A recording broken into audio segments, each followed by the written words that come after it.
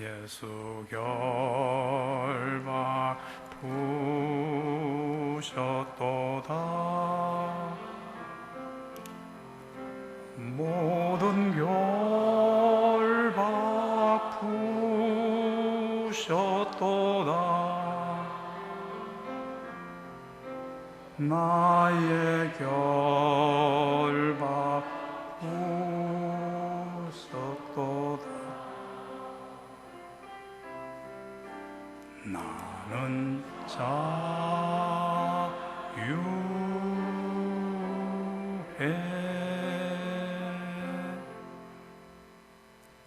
예나 지금이나 아기가 태어나면 온 집안의 경사입니다.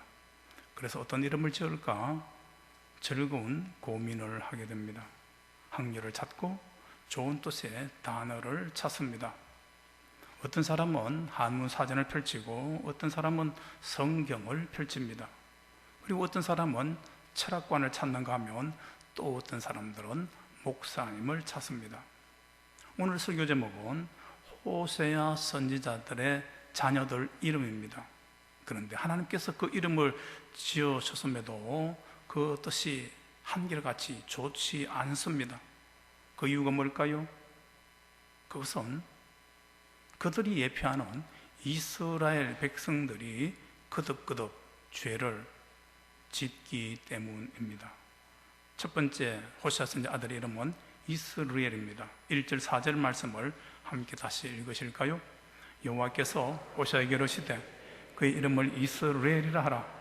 조금 후에 내가 이스라엘의 피를 예후의 집에 갚으며 이스라엘 족속의 나라를 패할 것임이니라. 하나님께서 이스라엘의 피를 예후의 집에 갚겠다고 하십니다. 이스라엘은 이스라엘 중부 지역의 물과 비옥한 땅의 골짜기 이름입니다. 그리고 그의 뜻은 하나님께서 파종하셨다는 뜻입니다. 그런데 이스라엘의 피를 예후의 집에 갚겠다는 것은 무슨 말이냐? 그것은 이스라엘에서 흘린 피의 학살을 예후의 집에 갚겠다는 것입니다. 이스라엘에서 예후가 많은 사람의 피를 흘린 그 학살의 사건은 어떤 것이냐? 그것은 예후가 아합 왕의 아들 요람과 아합 왕의 처 이세벨을 처참하게 죽인 장소가 바로 이스라엘입니다. 그리고 이스라엘의 수도 사마리아에 살고 있던 다른 아합의 아들들, 왕자들 70명을 다 죽여서 그 머리를 예후가 거주하던 이스라엘로 가져오게 한 사건입니다. 예후에 의한 이스라엘에서의 그 참혹한 피 흘림이 열왕기하 9장과 10장에 잘 기록되어 있습니다. 그 가운데 23절부터 함께 읽겠습니다.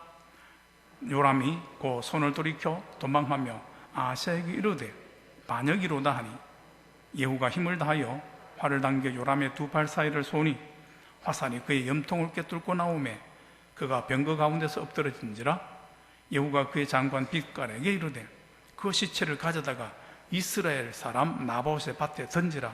네가 기억하려니와 이전에 너와 내가 함께 타고 그의 아버지 아합을 쫓았을 때에 여호와께서 이같이 그의 일을 예언하셨느니라. 30절부터입니다. 예후가 이스라엘에 오니 이세벨이 듣고 눈을 그리고 머리를 꾸미고 창에서 바라보다가 예후가 문에 이름에 이르되 주인을 죽인 너 시므리여 평안하냐 하니 예후가 얼굴을 들어 창을 향하고 이르되 내 편이 될 자가 누구냐 하니 두어 내시가 예후를 내다보는지라. 이르되 그를 내려 던지라 하니 내려 던짐에 그의 피가 담과 말에게 튀더라. 예후가 그의 시체를 밟으니라. 10장 7절입니다. 편지가 그들에게 이르매 그들이 왕자 70명을 붙잡아 죽이고 그들의 머리를 광주리에 담아 이스라엘 예후에게 보내니라. 이렇게 예후에 의해서 아합 왕의 아들 요람 왕과 아합의 처 이세벨과 아합의 다른 아들 70명을 다 죽인 곳이 바로 이스라엘입니다.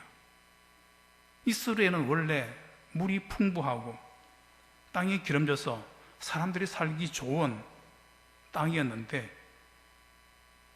예후에 의해서 그 이스라엘이 참혹한 피해 대학살 현장이 되었습니다. 그리고 4절 후반부에 이스라엘 족속의 나라를 패할 것임이니라고 하였습니다. 하나님께서 이스라엘을 망하게 하신다는 것이죠. 여기서 말하는 이스라엘은 유다 족속 전체의 이스라엘 말하는 것이 아니라 남유다와 북이스라엘로 나뉘어진 북이스라엘을 말합니다. 여호와 하나님 경외를 버리고 우상을 섬기던 북이스라엘이 언제 누구에게 하나님께서 말하셨던 것처럼 멸망당했느냐 하면 아시리아의 살만에셀 5세의 침략을 받아서 주전 721년에 사마리아 성이 함락되었다고 말합니다. 우상 숭배에 빠진 북이스라엘을 정복한 아시리아의 왕은 사마리아에 그들 아수르 사람들을 이주시켜서 정복자들의 혜택을 누리도록 하였습니다. 그리고 이스라엘 사람들을 아수르로 포로로 끌고 갔었습니다. 그래서 세계 곳곳에 이스라엘 백성들이 흩어지게 되었습니다. 열왕기하 17장 23절과 24절을 함께 읽겠습니다. 여호와께서 그의 종 모든 선자를 통하여 하신 말씀대로 드디어 이스라엘을 그 앞에서 쫓아내신지라. 이스라엘이 고향에서 아수르에 사로잡혀가서 오늘까지 이르렀더라. 아수르 왕이 바벨론과 구다와 아하와 하맛과 스발라임에서 사람들을 옮겨다가 이스라엘 자손을 대신하여 사마리아를 차지하고 그 여러 성읍에 거주하니라. 이렇게 이스라엘이 아수르에 의해서 멸망당하고 아수르의 이주 정책과 통혼 정책에 따라서 이스라엘 백성들이 뿔뿔이 흩어졌을 뿐 아니라 이스라엘이란 민족의 정체성까지 잃게 되었습니다. 그 이유를 열왕기하 17장 7절과 8절에 이렇게 말합니다. 이 일은 이스라엘 자손이 자기를 애굽에서 인도하여 내사 애굽의 왕 바로의 손에서 벗어나게 하신 그 하나님 여호와께 죄를 범하고 또 다른 신들을 경외하며 여호와께서 이스라엘 자손 앞에서 쫓아내신 이방 사람들의 규례와 이스라엘 왕 여러 왕이 세운 율례를 행하였음이라고 하였습니다. 이렇게 이스라엘이 북이스라엘의 참혹한 역사의 현장이 된 것은 이스라엘의 지은 죄와 음행 때문임을 성경은 말씀합니다. 북이스라엘은 하나님께서 등불을 끄지 않겠다고 약속하신 다윗의 후손들은 아닙니다. 그러나 그 북이스라엘도 하나님의 뜻과 계획에 의해서 세워진 왕조입니다. 이사야 41장에서 하나님께서 이렇게 말씀하십니다. 너 버러지 같은 야곱아, 너희 이스라엘 사람들아, 내가 말하노니 내가 너를 도울 것이라. 내 구속자는 이스라엘의 거룩한 이시니라. 가련하고 가난한 자가 물을 구하되 물이 없어서 갈증으로 그들의 혀가 마를 때에 나 여호와가 응답하겠고 나 이스라엘의 하나님이 그들을 버리지 아니할 것이니라. 이처럼 이스라엘의 보호자가 되시며 구원자가 되시는 여호와 하나님께서 그 이스라엘을 멸망케 하고 그 민족을 세계 곳곳에 흩어지겠다고 합니다. 이유가 뭐라고요? 하나님 아닌 우상들을, 다른 신들을 섬김 때문이라고 합니다. 그 사실은 호시아 2장에서도 다시 반복하여 말씀합니다. 호시아 2장 8절에서부터 10절까지 함께 읽겠습니다. 곡식과 새 포도주와 기름은 내가 그에게 준 것이요 그들이 바알을 위하여 선 은과 금도 내가 그에게 더하여 준 것이거늘 그들이 알지 못하는도다. 그러므로 내가 내 곡식을 그들이 익을 계절에 도로 찾으며 내가 내 새 포도주를 그것이 맡을 시기에 도로 찾으며 또 그들의 벌거벗은 몸을 가릴 내 양털과 내 삶을 빼앗으리라. 이제 내가 그 수치를 그 사랑하는 자의 앞에 드러내리니 그를 내 손에서 건져낼 사람이 없으리라.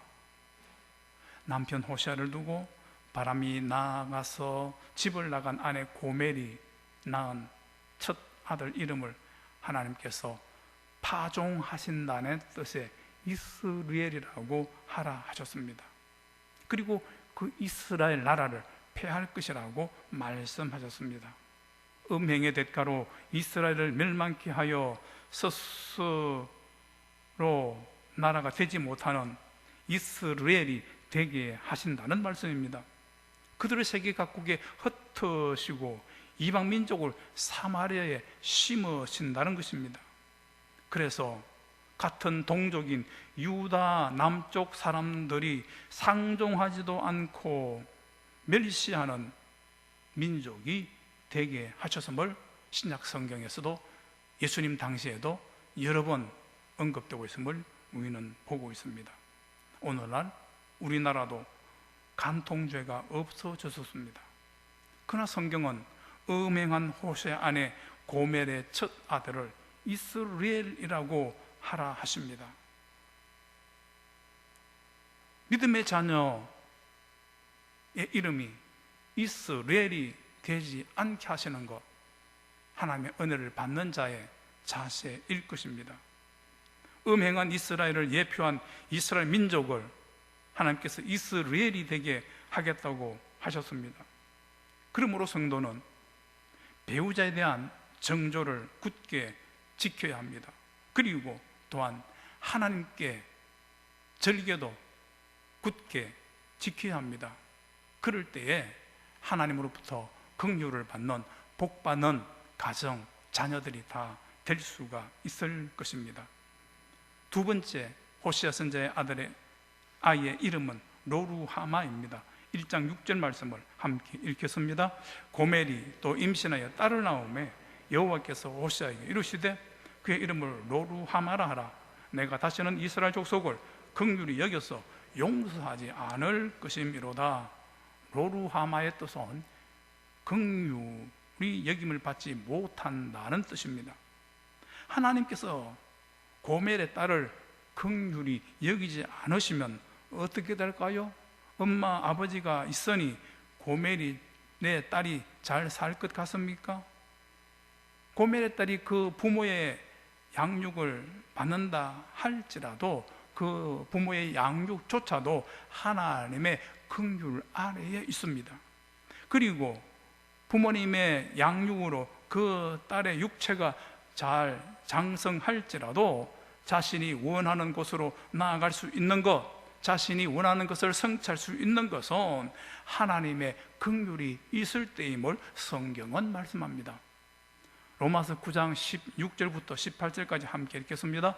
그런즉 원하는 자로 말미암음도 아니요 다름질하는 자로 말미암음도 아니요 오직 긍휼히 여기시는 하나님으로 말미암음이니라. 성경이 바로에게 이르시되 내가 이 일을 위하여 너를 세웠으니 곧 너로 말미암아 내 능력을 보이고 내 이름이 온 땅에 전파되게 하려 함이라 하셨으니 그런즉 하나님께서 하고자 하시는 자를 긍휼히 여기시고 하고자 하시는 자를 완악하게 하시느니라. 무슨 말씀입니까?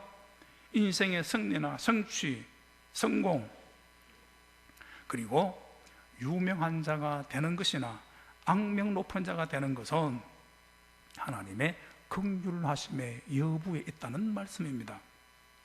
그러므로 하나님이 긍휼히 여기지 않으면 개인이나 국가나 남보다 앞설 수가 없습니다. 그러므로 결국에는 도태되고 말게 됩니다. 망한다는 것입니다.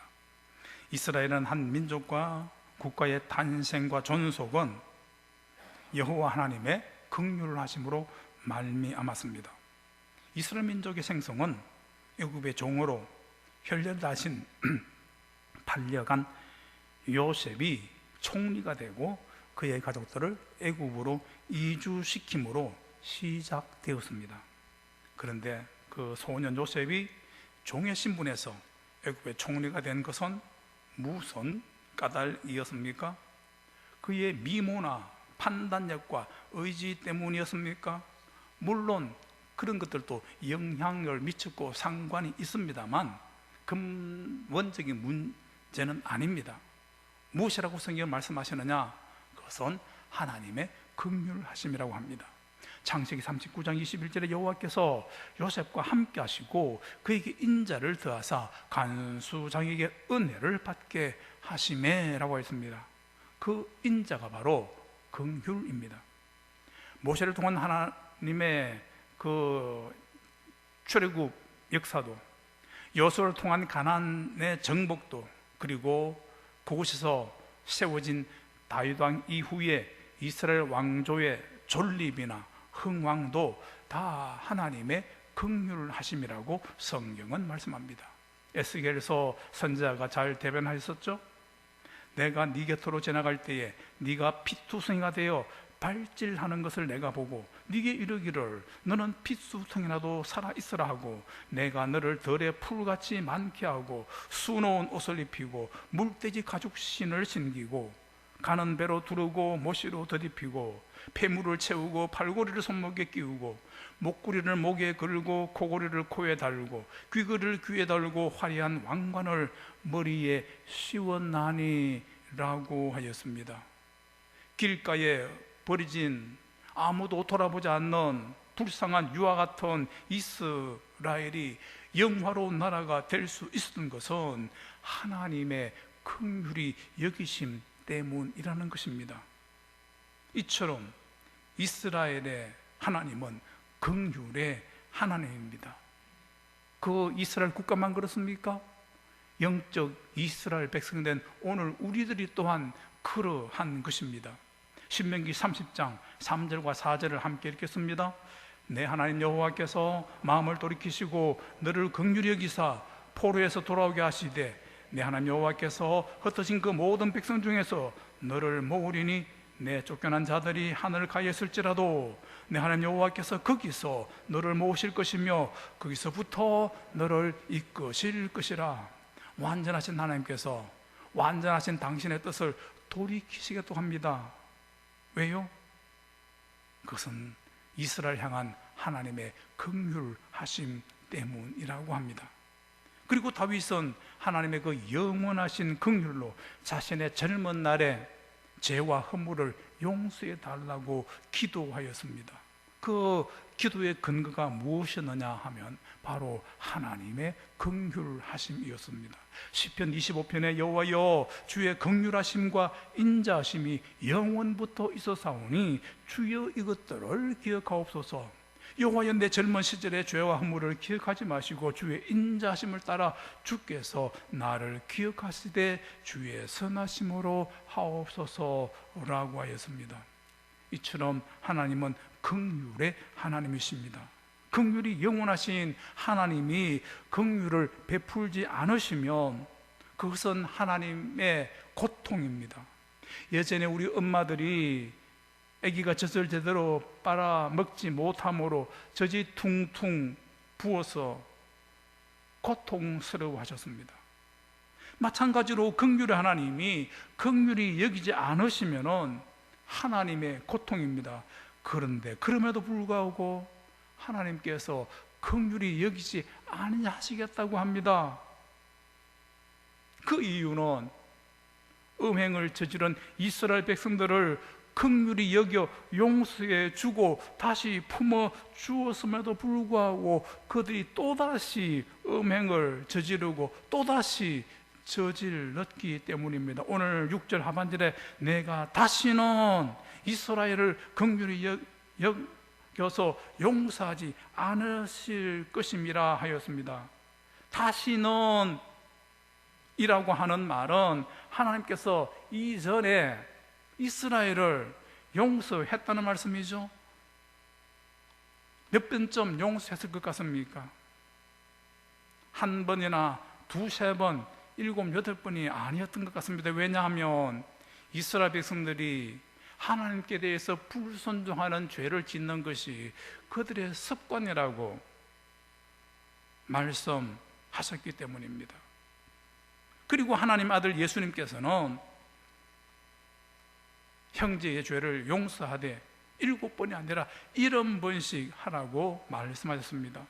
그러므로 하나님께서 호세아와 고멜 사이에 태어난 딸의 이름을 로루하마, 내가 긍휼히 여기지 않겠다, 긍휼임을 받지 못한다고 말씀하신 것은 남편 호세아에 대한 고멜의 음행에 대한 용서가 한두 번이 아니고 이스라엘 음행에 대한 하나님의 용서가 서너 번이 아니었음을 볼 수가 있습니다.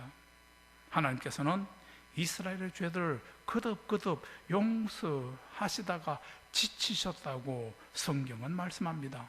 예레미야 15장 6절과 7절 말씀이죠. 여호와께서 이러시되 네가 나를 버렸고 내게서 물러갔으므로 네게로 내 손을 펴서 너를 멸하였노니 이는 내가 뜻을 돌이키기에 지쳤음이니라. 하나님께서 이스라엘의 죄를 용서하기에 진절머리가 났다는 것입니다. 그래서 지치셨다고 말씀합니다. 여호와를 앙마하는 자는 쇠임을 얻고 지치지 않는다고 하였는데, 졸지도 않으시고 주무시도 않으시며 우리를 감찰하시는 전능하신 하나님께서 지치셨다고 합니다. 다시는 긍휼을 베풀지 않으시겠다고 합니다. 그래서 호세아의 딸의 이름을 로루하마라고 합니다. 거듭된 음행은 사람뿐만 아니라 하나님의 긍휼도 얻지 못한다는 것을 우리가 기억해야 합니다. 그리고 하나님의 긍휼로 용서하심을 받았으면 음행한 여인에게 예수님께서 말씀하신 것처럼 가서 다시는 죄를 범하지 말라는 말씀을 마음에 두고 늘 살아가야 할 것입니다. 세 번째 호세아의 자녀 이름은 로암미입니다. 본문 호세아 1장 8절과 9절을 함께 읽겠습니다. 고멜이 로루하마를 젖된 후에 또 임신하여 아들을 낳음에 여호와께서 이르시되 그의 이름을 로암미라 하라. 너희는 내 백성이 아니요 나는 너희 하나님이 되지 아니할 것이미로다. 로암미의 뜻은 내 백성이 아니다는 말입니다. 세계 모든 민족은 다 여호와 하나님이 지으신 하나님의 소유입니다. 그 가운데 이스라엘은 하나님이 구별하여 선택하신 특별한 하나님의 백성입니다. 하나님께서 바로의 압제 아래에서 신음하던 히브리 민족을 빼어내서 해방시키고 그들을 약속의 땅으로 인도하신 것은 그들을 당신의 특별한 소유, 당신의 백성 되게 하기 위함이라고 하였습니다. 출애굽기 6장에 나는 여호와라, 내가 애굽 사람의 무거운 짐 밑에서 너희를 빼내며 그들의 노역에서 너희를 건지며 편팔과 여러 심판들로서 너희를 속량하여 너희를 내 백성으로 삼아서 나는 너희 하나님이 되리니 나는 너희의 하나님 여호와인 줄 알리라 하였습니다. 이처럼 하나님께서 이스라엘을 당신의 백성 삼기 위해서 출애굽시켰음을 거듭거듭 말씀합니다만 그 가운데 사무엘하 7장 23절부터 24절을 함께 읽겠습니다. 땅에 어느 한 나라가 주의 백성 이스라엘과 같으리까 하나님이 가서 구속하사 자기 백성으로 삼아 주의 명성을 내시며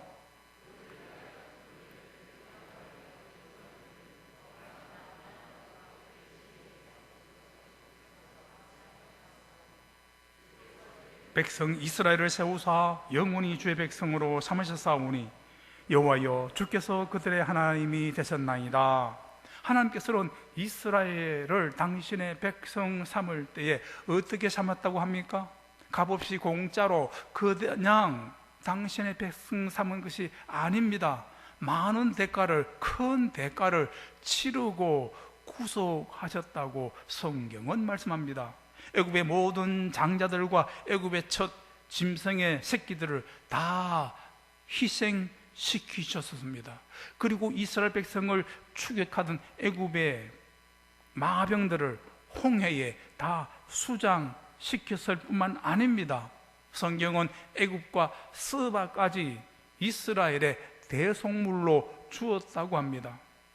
그러나 그들도 다 하나님이 지으신 백성이요 하나님이 세우신 나라들입니다. 그런데 이스라엘을 위하여 하나님께서 그들을 대속의 희생물이 되게 하신 것은 이스라엘에 대한 하나님의 크신 긍휼 때문이었 것입니다. 신명기 33장 29절을 함께 읽으실까요? 이스라엘이여 너는 행복한 사람이로다. 여호와의 구원을 너같이 얻은 백성이 누구냐? 그는 너를 돕는 방패시요 내 영광의 칼이시로다. 내 대적이 내게 복종하리니 내가 그들의 높은 곳을 밟으리로다. 이렇게 많은 대가를 치르고 구속하여 당신의 백성을 삼은 이스라엘은 결코 하나님이 버릴 수 없는, 그 이스라엘 백성에 대한 사랑을 끊을 수가 없는 관계입니다. 여인이 어찌 그 젖먹는 자식을 잊겠으며 자기 태에서 난 아들을 긍휼히 여기지 않겠느냐?